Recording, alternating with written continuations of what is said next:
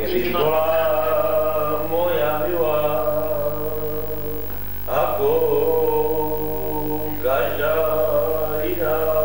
Nebo to byla nebo jiná, to zase není takovýhle, to není jiná jako každá jiná, ale říká dobře. Počkej, se uvidíš, jak se to počítá.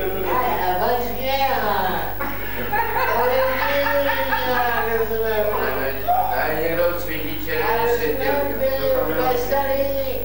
A jít za ušima. Bude veselý, veselá je když to samotné takže kolik 32% dostane LBS? To není na to hovorit. SDL to je slovenské lidové... Že to je SDZ, státní zemědělské združení. Kurva. Jestli jenom pamatovat. SDL. Nemusí se nic pamatovat, číslo 12 stačí. A co je číslo 12? To je, co se spojí s tím zemenem, jo? Já bych nerad prozrazoval předtím, než skončí volby. No, jak všichni se s ním spojí. Podívej se. Mé volby. Jaký volby? Ne, volby, se říkal. Budou mít před 3% velký peníze schranout sama organizace. No, nebyl bych. Mám tě rád. Červené. Mám tě taky rád. Taky rád. Mám taky rád. Stávej dětko. Přijdou děti, tohleto. Se mnou, lásko. No to je teďko pořád na tyhle ty stanice. A dej tyhle ty se. součky. Český 93 limonádový joj.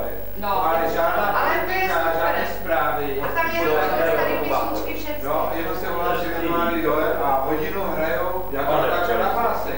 Já jsem vždycky měl naslouchal. Místo narození Gottwaldova. Ne, vůbec. Já sami tak Ale ty právě na filmové písničky, jo? Já jsem byl vždycky třeba hodinu do filmové písničky. Podívej se, Je to pěkný pořád. Jako ty melodie se a já nikdy nevím. člověk slyší, je to pěkný. Co to se mnou udělá? Jirko. Jsem nenastartoval. Ano, jdem.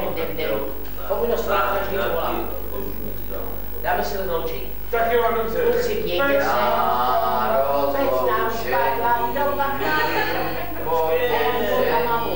Postaví pod Já neumím, já jsem... my jsme absolutní nespěváci. Nemusíš. Vy nejste z Moravy? Domáte. Tatínek prošel máte pod Prostějova. Tatínek. Že zpívali v tom Já jsem Češka, to já jsem z Morava.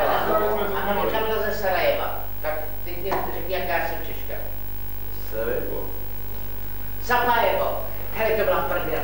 Když jsme tady natáčeli do Rusákova po 80. roce, jo, tak přijeli a Gerasimo. Jo, Zapajevo. A chodili a říkali furt, můj chvášel vidět sněv. Tak se v Karlově pare trošku všechny snaky, rozumíš to? Sněh. Tak jsme říkali, tak to asi Mariánky, jo? Tak jsme jeli zase do Mariánek, tak jsme všechny Kurva najdeme, kurva. No. Mezi Počkej, co bylo? Slovanský nebe. Poslouchej. Kde poslouchej? A zase žádný styk, jak jsme říkali, tak chtějí vinárnu nebo chtějí nějaký bordel, kurva, co myslíme. A on nakonec to byl kdo říká, neužili je to s Ne, ono to bylo, oni chtěli vidět sněh a to byl cheb. Chápeš to? Český slovo? Ne, to máš sněh. A to máš sněh. Musíš. To mě připomíná, Ano. jak se ptali 3 národností, Co je? kolik to stojí úsilí koupit Volvu. Tak ptají se Rusa. A Rus říká, no, koupit Volvu, no. Když půjdu dělat na sebe, budu tam 3 roky a budu makat. Za 3 roky mám Volvu. Za 3 roky. Ptají se, co je to takové? No nějaké nápad, nějaké jiné. si koupit tak drahý vůz. No, říkáš, ne?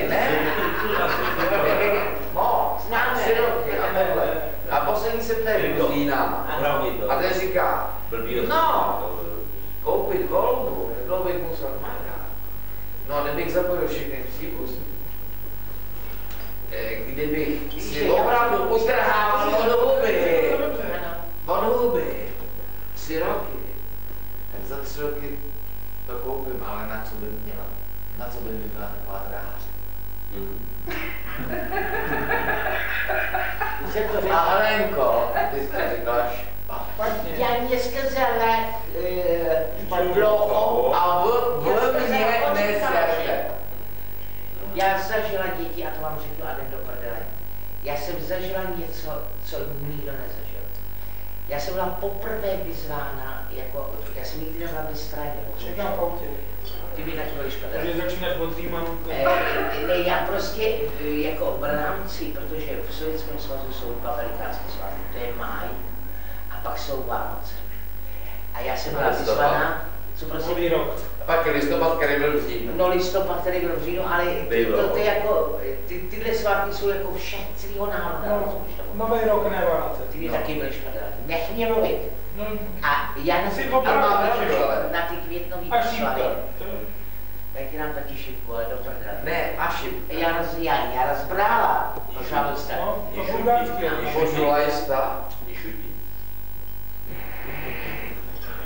Prostě mě vyzvali, mě tak nech mě žít, ty vole. Že v květnové, jako na květnové události mě pozvali. Jo, neměl události v květnu. No tak nech to dopovědět, sám si byl 2 pičů si vám u stolu, Luboše a Jirko. Opravdu. Ne, Jirko, ty v tom nehraješ. Ne. Kurva! Ne, ten ne Jirka. Ale prostě jela jsem v květnu do Moskvy. Ubytovali mě v hotelu Moskva. A bydlela jsem v takovém patře, že mi toho Lenina mohli šoupnout rovnou do pokoje, rozumíš tomu? Dobře, Dobrá sazba. Ale jelikož jsem furt nechápala jako takové ty věci, tam bylo horko, rozumíš? A teď celý ten hotel Moskva je zařízený v dlaždičkách, kde je chladno, kožený křesla nádherný a tam byly takový ty výklenky, protože to dřív bývalo vězení, že jo, můj ne teda jako. A v těch výklenkách... Jo, Lubjanka. Ne výklenka, Lubjanka. Já si to potom přetočím, protože tohle... Tyhle výklenky, to bylo jako na magazíny. Ale jelikož nebyly magazíny, tak tam byl jenom pošta. A vedle toho byl teda magazíny jako noviny a cigarety a jinak hovno dál. Ale v tom, když si tam byla v tom hotelu Moskva, tak tam byla taková zima, že bylo logický, že ta paní, co byla na poště, byla v podstatě Neci sem. ano, já jsem to zmínil sám. No, když to uděláme. A víš, jak byly ty kupičky, jak seděli v sobě, tak takhle tam ona seděla v tom. No a jelikož já chtěla poznat za každou cenu teda jako Sovětský svaz a vůbec, tak jsem v obrovce jako dala věci do hotelu a šup dolů do toho křesla koženýho. A to bylo opravdu jako, ještě nebyla olympiáda, neexistovaly jako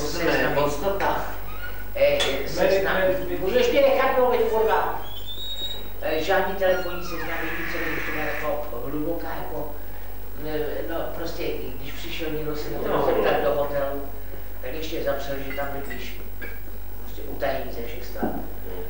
A já přišla teda do toho hotelu, že převykla jsem se šup dolů do té recepce a sedím a koukám a jako hledám už, co se jenom prostě pozoruju. A tam seděla tahle ta bába, která seděla... Dežurnaja? Ne, to byla na té poště, to nebyla dežurnaja, to byla taková ta... To byla poštovnaja. Poštovnaja dežurnaja. Seděla a opravdu jsem nehla, jenom ty oči takhle jezdily, jenom ty oči takhle jsem tam. A já se jim to přesně pozoruju a teď přišel člověk, který byl už oblečený, si pozná, že to je cizinec a hlavně měl doutník v držce, že jo, si to měl doutník, od zdaleka smrděl. A přišel s tím doutníkem a říkám, když je tenhle telefon je English se to já šel. Se dělá. A říká, kuda vy idiote? Pláčeš. Málčik. Hovno málčik. Jo, Pláčeš. Takhle to nebyla osobní. Bitte schön, ich möchte ein telefonieren. Wir sind doch aber schnell. Es ist noch. Už už říkal Máčik. To pláčeš. To se opakoval asi 5krát a to už jsem uchcávala. A on říká, bitte schön. Ich möchte telefonieren, aber schnell, ja. Подожди. Ale Schnell tam naposled říkal Reml. Подожди minutочku. Maladý člověk. Mlč, vole. A takhle, jak se dělám, tak si představ se takhle rozkejvala. Jak když je naberu, čestný slovo. Takhle a najednou dělám. Pojď, jak když mi říkal do foku. A ten chlap chodil mlč. A pak volal přes... Mlč, nekecej. Chodil, odklepával, sem tam, viděl, jak prosírá, rozumíš, protože měl asi z někdy dohodnutý do rozhovoru. A jak 3 minuty jdou do prdele, jo. Vrátil se a se klepal ten popel, kouřil. Já už jsem se prochcávala, opravdu. Už tady se mi smály i oči, načež najednou z toho šupletu něco se vylezlo. Rozkývalo se to, se to absolutně stejně. A říká, jak se dělá wo möchten Sie rufen? Ne, hovno říkala. Seděla a neřekla ani hovno. A on už takhle stál už takhle u toho ksichu s tím úplně. Ich möchte Düsseldorf rufen, aber schnell diese Nummer. Du pláčeš. A bylo vzetí. Ten doutník prostě zmizel, ten rozmačka rozhodl. Diese Nummer, aber schnell, bitte schön. A takhle ta byla královna. Nic chování nebudět, потому что Düsseldorf нет. Neapřičaj. Chápeš? Ona to nenašla v těch seznamech. Ten vyletěl a myslel si, že si někde dohovoří hovno. V životě už se s nikým nedohovořil. Kdyby měl A kartu. dávej pozor. Nastala situace, že já měla černý oblek. A to bylo moje jediné štěstí, protože jak jsem se prochcela, rovnou na tom křesle kožení, tak jsem šla k tomu výtahu, abych ještě zadržela moč. A teď si představ na ten výtah, byla šílená fronta všech těch frontových bojovníků, rozumíš, bez rukou, bez nohou. A já šla tak, jak když mám vykloubený šlep. A oni mi dali přednost do toho výtahu, kde jsem dočůrala. Byla jsem nahoru, převlíkla jsem se a pak jsme z hladky vyletěli do světa. No. Ale tahle situace na do smrti nezapomenu. Protože jak slyším kdykoliv Düsseldorf, jak slyším Düsseldorf, нет. Pane a paní Ružičkové, já bych vám rád předvedl situaci z veřejného záchodku v Moskvě, kde přijde 12. ledna 1987 válečný veterán, přijde vedle něco jiný a říká, požulej stát klidně. Tak on to dobře. Můžete podržet, ano. Požulej stát vyndajtě. Ano. On to vendá. Požulej stát paděržitě. Podrží, ten se to čurá. Požulej stát zandajtě, tak to zandá. Požulej stát zakryjtě, tak to zakryje. Teda česky zavře. Zip. A pak řekne spasiba. A ten druhý říká s takovým tím chápavým pohledem, no što, Axelingrada? On říká, nie, no prostě холодно. To já jsem nevěděl. Se bavil ani na hajzlu.